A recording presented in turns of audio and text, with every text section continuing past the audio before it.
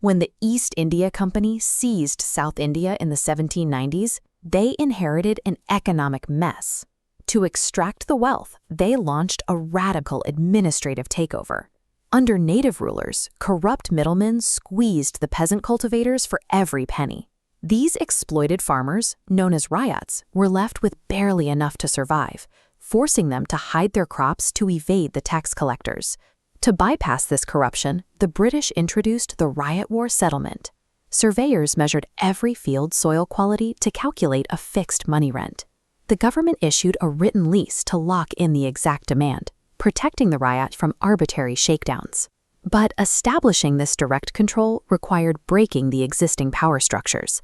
The region was run by heavily armed autonomous military chieftains, known as polygars.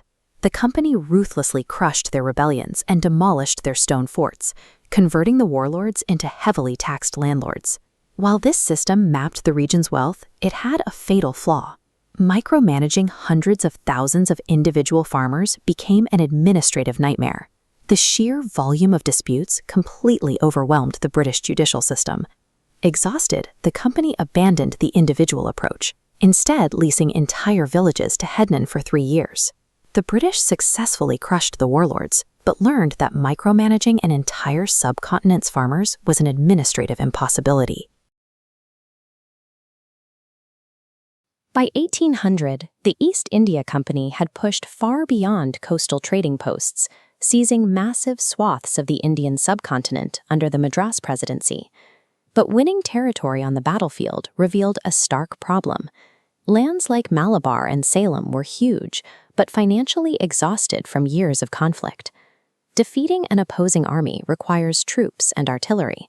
Systematically pulling revenue out of thousands of square miles of farmland requires an entirely different set of tools.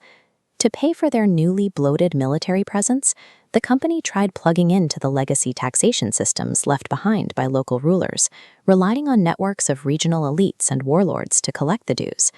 The resulting cash flow was erratic. Some years brought a surplus, while in others the treasury collected almost nothing. The sheer cost of garrisoning these new districts was mounting daily.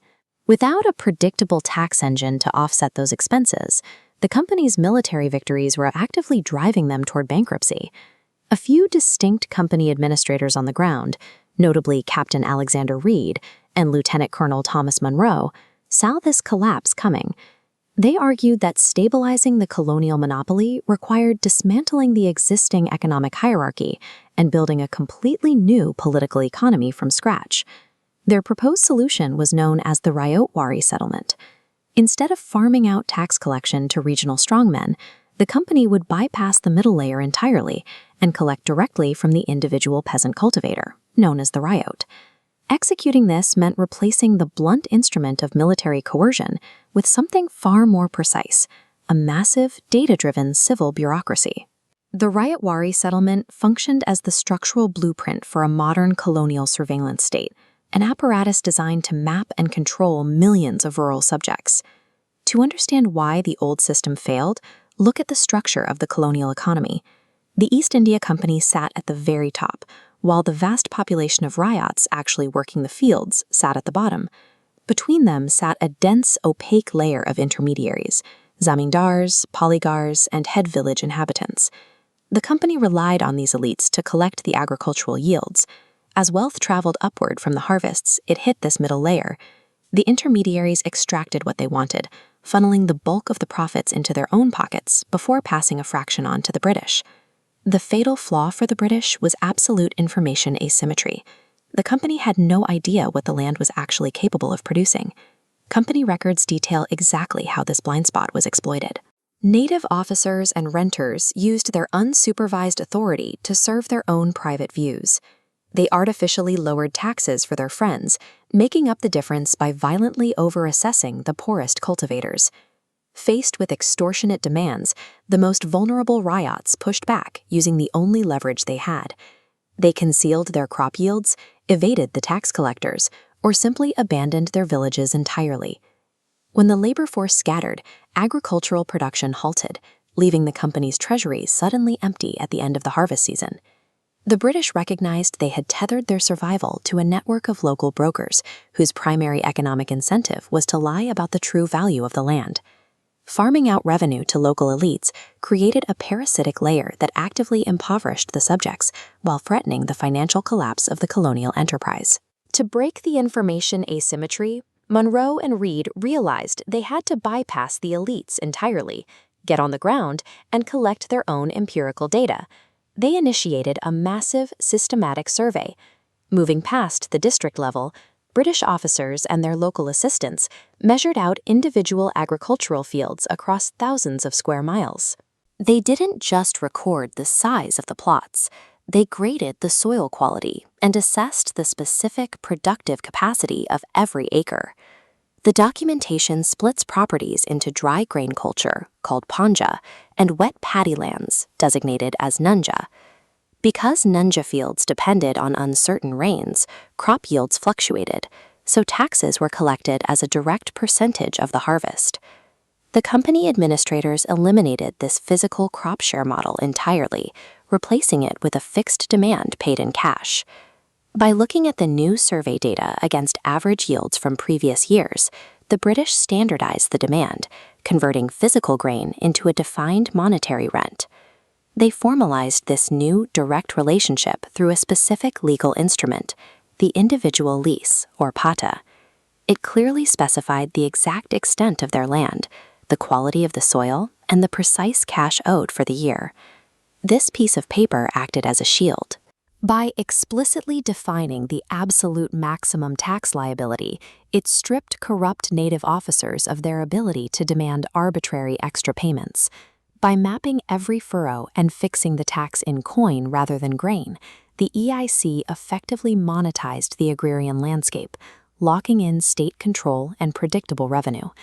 But stripping out the middlemen introduced a dangerous new vulnerability. The company was now directly exposed to the massive risk inherent in agrarian farming. A single failed monsoon or a severe flood could instantly destroy a riot's harvest, making it physically impossible to pay their fixed money rent. To prevent total default across an entire district, the company engineered a bureaucratic feedback loop into the settlement process. The survey valuation only established the maximum demand. During adverse seasons, British collectors physically toured the districts to visually inspect the crops and verify claims of distress. When they confirmed a cultivator was facing ruin, they lowered the tax burden and deployed tukavi, direct advances of state money given to the ryots to purchase seeds and hire laborers for the next season. The EIC ultimately realized colonial revenue depended entirely on treating the peasant cultivator as a vital state asset that required maintenance and protection from total ruin. The ultimate test of this system occurred in 1800, when Thomas Monro took charge of an enormous new territory known as the ceded districts. When he arrived, the region was larger than Scotland and entirely economically depleted, sinking to the lowest point of declension.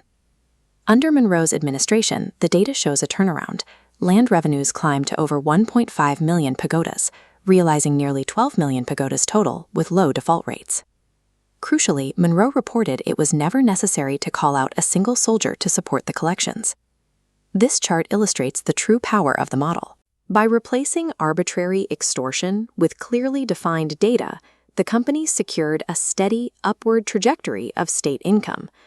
By providing a fixed, predictable tax burden and eliminating the oppressive middlemen, the EIC removed the primary incentives for peasant evasion and violent rebellion. The Ryotwari Settlement established the foundational administrative architecture for all of British India. Early imperial expansion had relied heavily on chaotic and highly expensive military force, but maintaining that empire required the quiet, relentless power of empirical measurement. Deploying civil servants to grade soil and register leases, the company traded the costly threat of the bayonet for the terrifying efficiency of the ledger. The East India Company conquered India twice, first with the sword and permanently with the survey, mapping and monetizing the agrarian economy down to the individual furrow.